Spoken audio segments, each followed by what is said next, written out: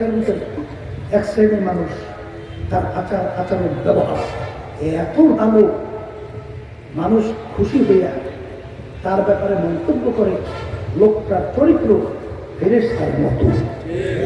কি আছে না নাই? আছে না নাই? আবার এক শ্রেণীর মানুষ তার আচরণ ব্যবহার এত খারাপ, মানুষ অতিষ্ঠ হইয়া মন্তব্য করে লোকটার চরিত্র উঠতে আসে। কি নাই? এক শ্রেণীর মানুষ দুনিয়া থেকে বিদায় হওয়ার পরে আসমান পর্যন্ত তার বিরহে বেদনায় কাঁদবে। আর এক শ্রেণীর মানুষ দুনিয়া থেকে বিদায় হওয়ার পরে মানুষ মন্তব্য করে শয়তান নাম হচ্ছে মানুষ।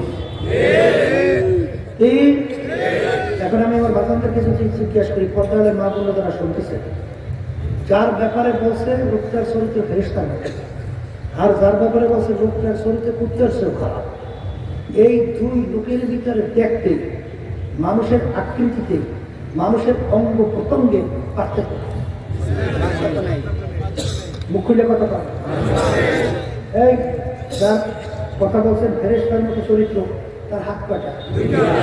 আর যার বলছেন কুত্তার চেয়ে খারাপ, ওর হাত কয়টা? যার বলছেন ফেরেশতার মতো চরিত্র, পাও আর যেটা খারাপ, কান, অন্যান্য অঙ্গ প্রত্যঙ্গ।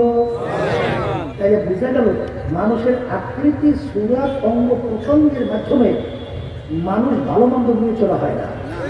আর একটা কি জানি ব্যাপার আছে, সেই বস্তুর উপরে ভিত্তি করিয়া মানুষ ভালো মন্দ বেরিয়ে চলা হয়। সেই বস্তুর টুকরা, সেই বস্তুর নাম হলো কলম। বলে সেই স্পেশাল সেই বস্তুর নাম কি? তাহলে এক কথা, যার কলম ভালো, তাদের কলম খারাপ, কথা ঠিক কিনা? এখন আমার ভাইদেরকে বলবো, পর্দালে মা বন্ধু যারা শুনতেছে শোনেন, যারা মুসলমান ইমানদার, আল্লাহকে বিশ্বাস করেন, পরকালকে বিশ্বাস করেন, যারা বেহেশতে চাইতে চান, জাহান্নাম থেকে বাঁচতে চান, আল্লাহ রাব্বুল আলামিন বেহেশতে